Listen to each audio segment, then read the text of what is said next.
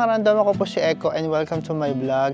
Special na vlog natin dahil pag-usapan natin yung mga bagay na mga dapat nating malaman na mga benefits na pwede nating makuha sa ating mga employer sa iba't ibang bansa. Hindi lang dito sa Germany kundi sa Europe o kahit saan man lugar o bansa na nasaan kayo. Kaya kung interesado ka dyan, tutukal na dahil marami tayong pag-uusapan. Yeah.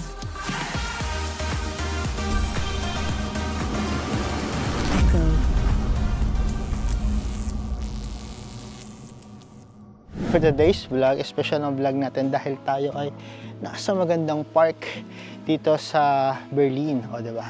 Social na tayo. Nasa Berlin na tayo at nasa Cherry Blossom Park.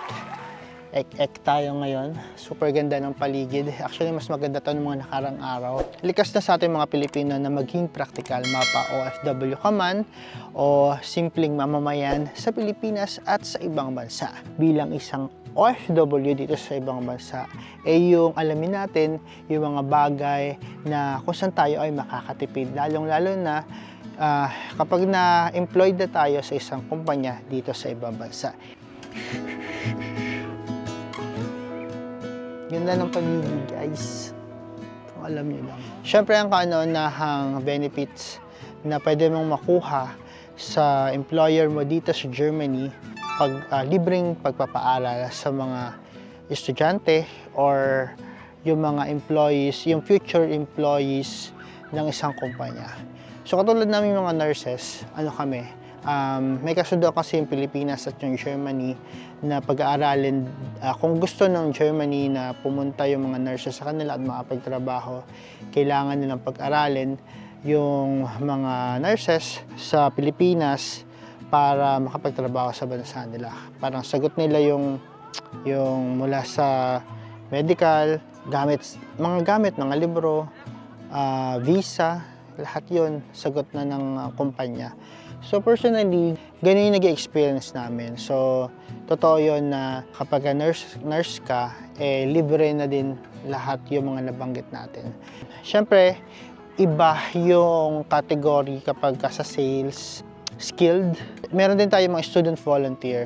Kung gusto nyong mas ma-discuss o mas malaman, panoorin yung video natin kasama sila si Kakay at si Crystal. Pwede ka din magtrabaho dito and at the same time mag-aral kung qualified ka at nakakapagsalita na. So yun nga, hindi ibig sabihin gusto mo lang pumunta dito basta-basta tapos gusto mo lang mag-aral, parang pag-aaralin ka nila kaagad. You have to parang qualified pa do sa mga qualifications nila. Kailangan mo mag-aral talaga ng language nila. May mga school sa Pilipinas na pwede makatulong sa inyo to navigate those category, those parang pathway. Tapos kung may mga times naman na may kamag-anak kayo dito na sa Germany na may times din na susuportahan nila yung pag-aaral mo kapag nandito na yung family mo sa Germany. Pag-usapan naman natin yung public transportation. Mga benefits na pwede mong makuha sa mga kumpanya. Actually, hindi naman lahat ng kumpanya nililibre talaga yung mga empleyado nila sa transportation. Meaning, depende yan kung ano yung trabaho na napasukan mo and of course, kung gaano kalaki yung kumpanya. Pwede ko sabihin personally, nung unang kumpanya namin, meron kaming libreng ticket doon lang sa city namin. Parang yung tren within the city, libre siya. Pero outside the city, wala na. So, kailangan mong mamili personal. Tapos, yung mga empleyado yung mga lokal, meron naman silang benefits na kapag meron silang sasakyan, parang isusulat lang nila doon o meron silang allowance na transportation para sa panggas nila. Ewan ko lang kung pati sa ticket, kung na-avail na nila yung panggas, nagtiticket pa sila. Parang feeling ko hindi naman din. Parang kalabisan naman na yun. Nung napunta ako sa Stuttgart, meron kaming libreng 58 euro monthly. Kailangan mo pa rin talagang i-confirm sa kumpanya mo kung pwede kayong mag-avail ng ganun. Dito sa Berlin, most of the companies sabi ng kaibigan ko, half lang yung binibigay at or may percentage lang. Kaya 50 or 25% lang ang sagot ng kumpanya pagdating sa transportation or meaning parang yung 58 euro, 25% lang yung bibigay nila sa'yo. Yung iba, sagot mo na. Actually, dito sa bago kong trabaho, parang wala kaming benefits noon. So, diba, parang ikaw talaga yung gagastos ng ticket mo na pampasok. So, depende talaga yan sa kumpanya mo. Parang bago ka pumema ng kontrata, pwede mo siyang i-confirm kasi malay mo, pwede naman pala tapos nakalimutan nilang ilagay sa kontrata. May mga ganun eh. Pero parang kasi kami nung na-hire kami dito sa bago namin trabaho, hindi daw kasama yun. So, sayang, diba? Malaking nagagawa yung 58 euro sa paggalagala mo dito sa buong Berlin at lalo na sa buong Germany. So, lalo na kapag summer. So, ngayon, spring na ngayon, madami na nagagala. Gusto mo magpalaki ng katawan, ano? Well, dito sa Germany, usually may percentage na sinasagot nila yung pang gym membership natin. O, diba? Kasi parang, parang gusto na maging fit ka para hindi ka magkasakit at hindi kang umabsent. Yun na rin yung way nila para tulungan ka maging fit at tulungan nila yung kumpanya nila na maiwasan yung mga absences kasi nga, healthy ka naman, diba? So yun yung nila, ngayon yung way nila para suportahan yung wellness ng bawat empleyado. Hindi lang para masuportahan yung wellness at syempre para masigurado din na healthy ka. Hindi ka mag-absent. Actually, tinanong ko yun sa employer ko nung in-interview ako. O coordinator namin noon. Sabi ko, meron ba siyang gym? Gusto ko kasi mag-gym ka ako, parang ganun. Para lumakalam na malaki. So sabi niya, meron doong gym, ganyan. Meron, ganyan. Sabi niya, akala ko naman yung gym na sinasabi niya is pang empleyado. Yung pala pang pasyente. So yun, hindi ako nakapag-gym in short. Sa pangalawa kong employer, meron percentage na sinabi siya na parang tutulungan kanila na mag-avail or pumasok sa gym na to. Tapos hindi ko alam kung 10% or 20% ng membership is sagot ng kumpanya namin. Kaya yun, awa ng Diyos, hindi din ako nag-avail. Aware ka lang din na kapag pumirma ka kasi ng kontrata sa isang bagay, katulad yan, yung telephone, mobile, internet, gym, and all, lahat ng mga subscription, madali kang makapasok, pero mahirap lumabas. Mahirap i-cancel. Ang dami ko sinabi. Mahirap i-cancel yung subscription mo. Relocation. Benefits about relocation.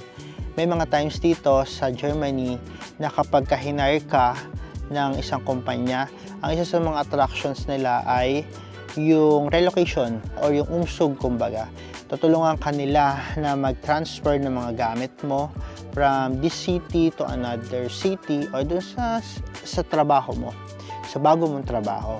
Bukod sa parang welcome bonus na tinatawag, meron din na relocation support, parang ganun. Yan parang bibigyan kanila ng chance na mag-impake ng mga gamit mo, tapos sasabihin nila na this day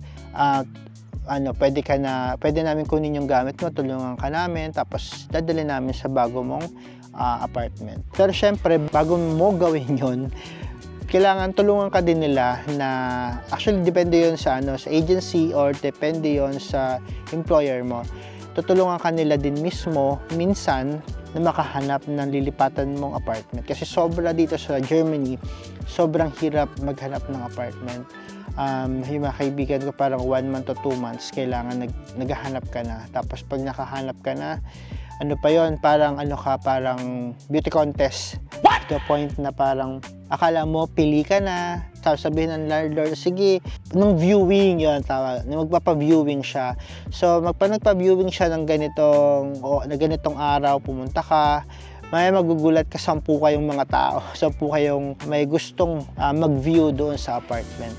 The thing is, titignan mo kung magustuhan mo, tapos pangalawa, titignan ng landlord kung fit ka doon sa apartment na yon, ibig sabihin yan, makakapagbayad ka ba, kung matibay ba yung ano. Dito kasi may SHUFA. Yung SHUFA kasi na yon, para siyang protection mo sa mga lahat ng details mo and documents mo dito sa Germany.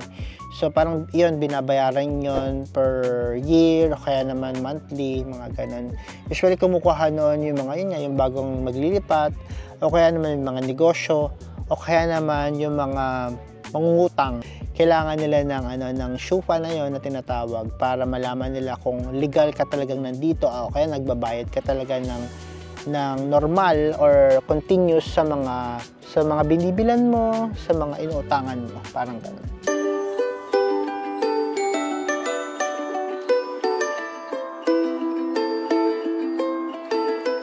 Kung sa Pilipinas, meron tayong tinatawag na continuous education. Dito sa Germany, meron din mga benefits kung saan pwede mong ipagpatuloy yung pag-aaral mo. German language, of course. Pagpatuloy mag-specialize ka o mag-specialize ka sa isang bagay. For example, sa aming mga nurses, kapag naipasa na namin yung lisensya namin, usually, after ilang months or ilang years, parang mag-offer na sila yung kumpanya mag-offer na sila, gusto mo mag-specialize, wound sister, yung mga nag-asikaso o tumitingin ng mga sugat ng pasyente. At para maiwasan din yun, o kaya naman maprevent pa na lumala yung sugat ng pasyente. Hygiene or infectious disease nurse. So yun yung ilan sa mga halimbawa ng mga nurses na nag-specialize dito. Isa sa mga paraan para hindi ka na humawak ng pasyente, parang mag-opisina ka na lang, tapos nga mag-check na lang ng mga kada area, parang Pilipinas lang din. Pero syempre auf Deutsch siya, yung parang in German language. So yun lang din yung dapat mong harapin, kailangan matatag yung language mo. Yung mga kaibigan na din ako nag-try ng ganyan, parang okay naman sila, parang na-enjoy naman din nila. Tapos yun nga, libre. Tapos may chance pa na tumaas yung sahod mo kasi nga nag-specialize ka.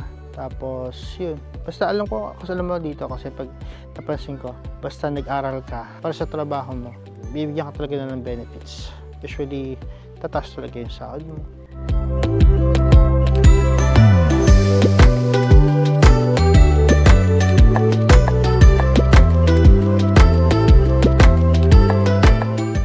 Another benefits na meron dito sa Germany ay yung tinatawag na workcation, diba? So sa Pilipinas meron din yun. Pero dito, nauso na rin yun, yung workcation.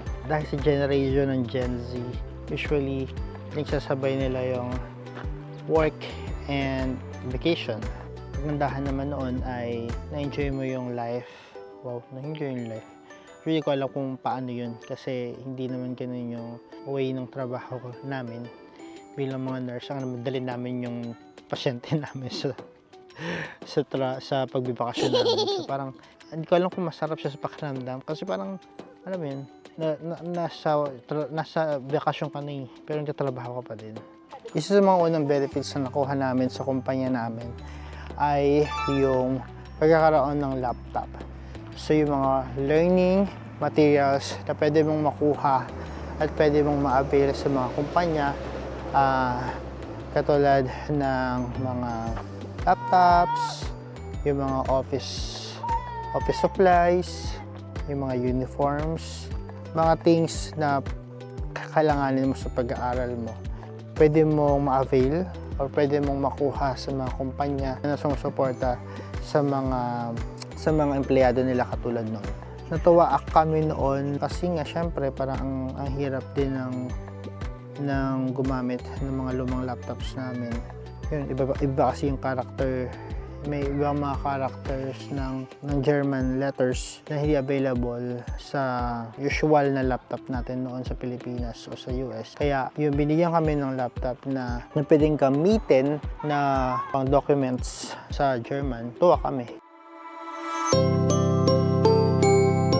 So mga karandom, ilan lang yan sa mga pwede mong ma-avail ng mga benefits sa bago mong kumpanya dito sa Germany. At kung may mga naisip ka pa o kung meron ka pang gustong idagdag, pwede mong gawin yan sa comment section down below. Lagay mo lang yan, sabihin mo lang kung ano pa yung mga benefits na nakuha mo sa kumpanya mo. At para may at least meron tayong matulungan na mga karandom na na malaman nila na may ganito pala at may mga ganyan pa na pwede nilang ma-avail. Yes, tulungan natin yung isa't isa. Tama, di ba? Thank you guys sa pagsuporta sa ating vlog. Sa mga hindi pa subscribers dyan, subscribe na kayo and share nyo tong mga videos natin sa mga friends nyo and relatives nyo na gusto pang mag-abroad, gusto pang pumunta dito sa Germany. So, tulad ng lagi kong sinasabi, amunin man tayo ng panahon. Maraming dahilan para bumangon. Ako po si Echo. And remember, stay cute. Bye-bye, mama.